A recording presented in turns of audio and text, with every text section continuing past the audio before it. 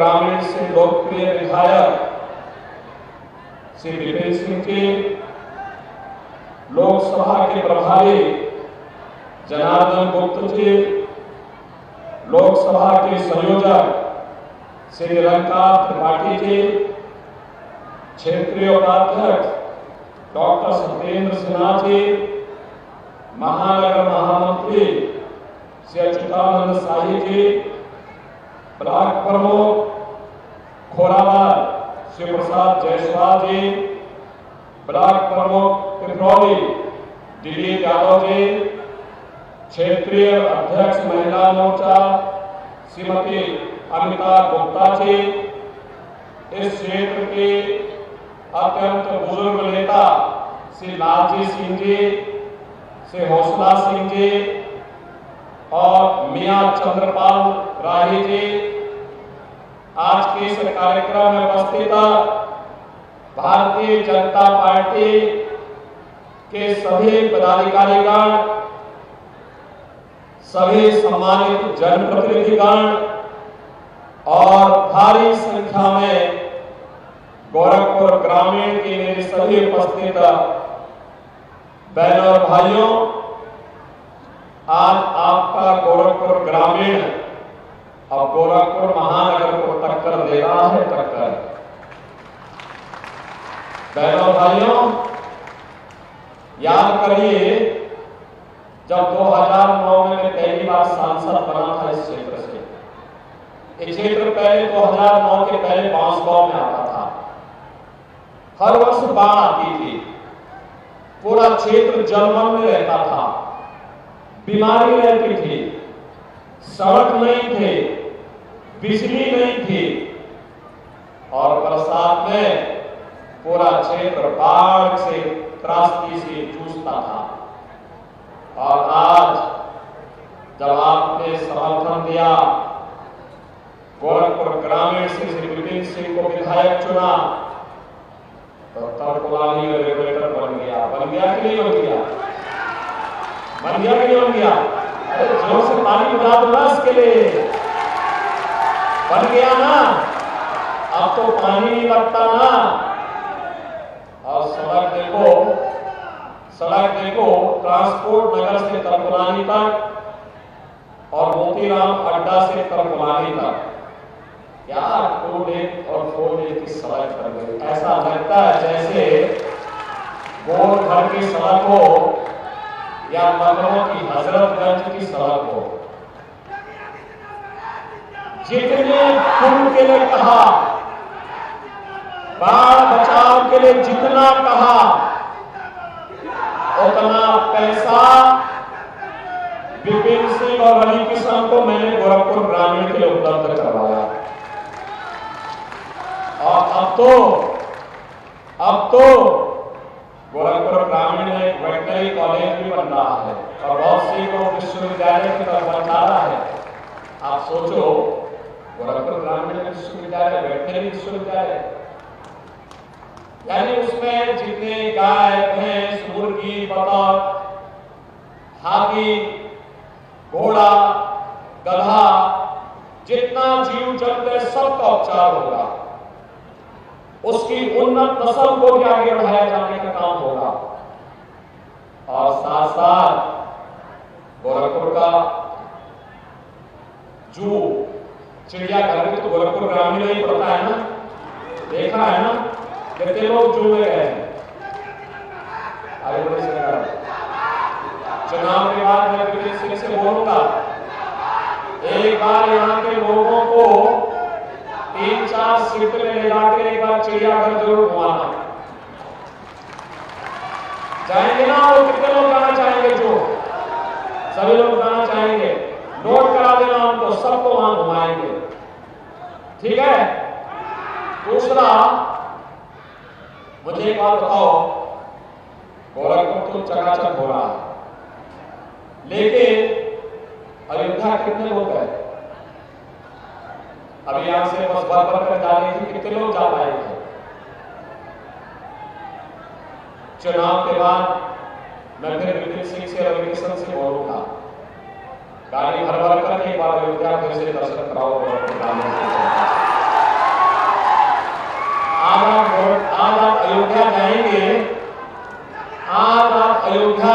जाएंगे, बहनों और भाइयों, आज अगर आप अयोध्या जाएंगे ऐसे लगेगा जैसे प्रभु राम जब जन्म लिए होंगे ना अयोध्या में, जैसे उस समय की अयोध्या थी, ऐसी जगमगाती अयोध्या आज आपको दिखाई देगी।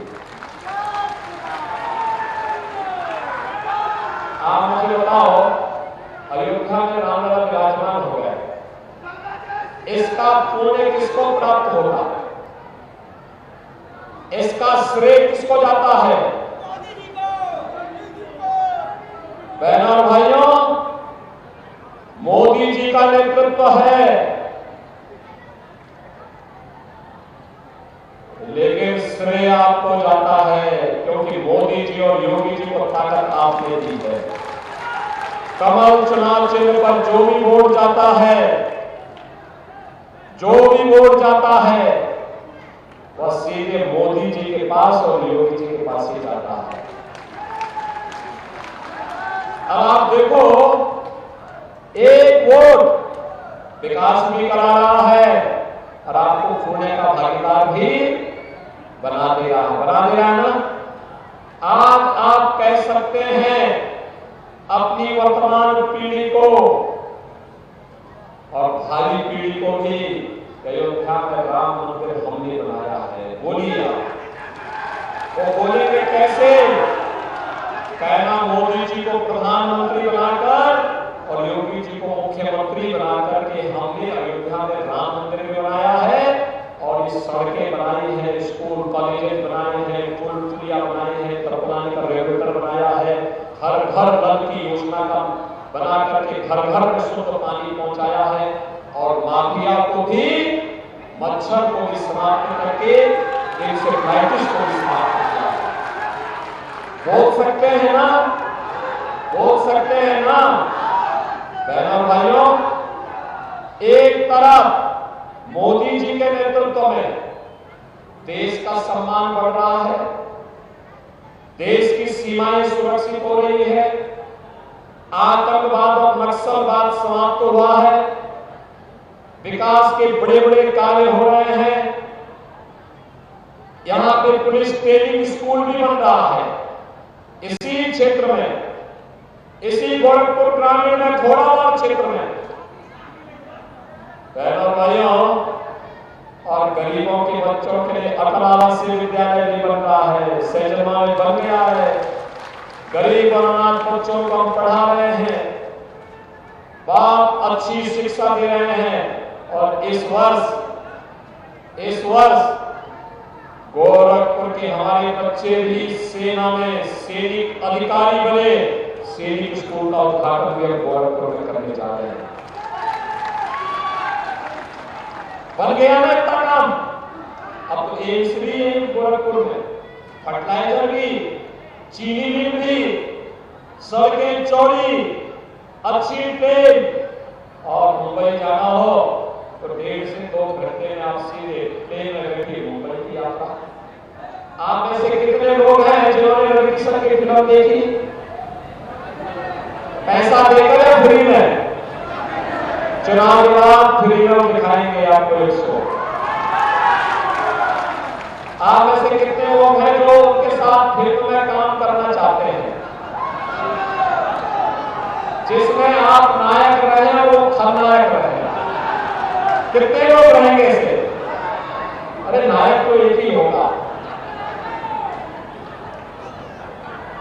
लेकिन ये सब काम या रामगढ़ ताल के किनारे फिल्म की शूटिंग भी हो जाएगी, फिल्म भी बन जाएगी। भाइयों, अच्छी सरकार जब चुनते हैं, अच्छे नेता को वोट देते हैं, अच्छी पार्टी को वोट देते हैं, देश के अंदर सम्मान बढ़ता है, सुरक्षा बढ़ती है, विकास भी होता है, और गरीबों के लिए आप देखो 7 करोड़ लोगों को फ्री में राशन, 80 करोड़ लोगों को फ्री में राशन मिल रहा है, 7 करोड़ गरीबों को 5 लाख रुपए प्रतिवर्ष आयुष्मान भारत में मुफ्त में उपचार की सुविधा। और मोदी जी ने कहा है कि 4 जून को जब फिर एक बार मोदी सरकार बनेगी तो 70 वर्ष से ऊपर के हर एक बुजुर्गों को प्रतिवर्ष 5 लाख रुपए की उपचार की सुविधा उपलब्ध करवाएंगे। 12 करोड़ किसानों को किसान सम्मान निधि, 10 करोड़ गरीबों के उज्ज्वला योजना के कनेक्शन, 12 करोड़ घरों में शौचालय और 4 करोड़ गरीबों के मकान बन गए। अभी से मैं बोल रहा हूं, आपको भी, विपिन सिंह को भी, रवि किशन को भी, जितने गरीब बच्चे हैं, जिनके पास अपना मकान नहीं है, उनका नाम नोट कर लो। 4 जून को जब फिर एक बार मोदी सरकार बनेगी, उनको एक मकान उपलब्ध करवाएंगे। बहनों भाइयों, एक तरफ पूरे देश के अंदर आवाज आ रही है, जो राम को लाए हैं हम उनको लाएंगे। एक गोरखपुर की आवाज तो करनी चाहिए, बनेगी ना? अरे गोरखपुर से ही आंदोलन प्रारंभ हुआ था। पूज्य बड़े महाराज जी ने, महंत रविंद्रनाथ जी महाराज ने आंदोलन खड़ा किया था। उससे पहले महंत दिग्विजयनाथ जी ने आंदोलन खड़ा किया था। तो गोरखपुर का आंदोलन, तो गोरखपुर को तो बोलना ही चाहिए कि जो राम को लाए हैं हम उनको लाएंगे, बोलेंगे ना? आज मोदी जी के कारण 500 वर्षों के बाद अयोध्या में रामलला विराजमान हो गए।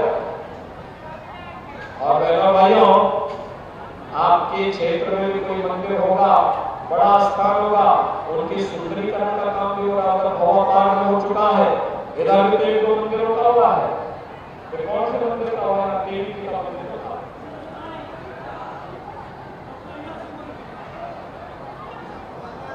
ये मुक्तेश्वर यहाँ की देवी का मंदिर है। बहनों भाइयों, इन सब के लिए पैसा देंगे, दे रहे हैं। पहले यही पैसा कब्रिस्तान में खर्च होता था। हमने कहा कब्रिस्तान में नहीं, मंदिरों में जाएगा, सब मंदिरों के लेकिन बहनों भाइयों, एक तरफ भाजपा है, आपकी सुरक्षा, आपका सम्मान,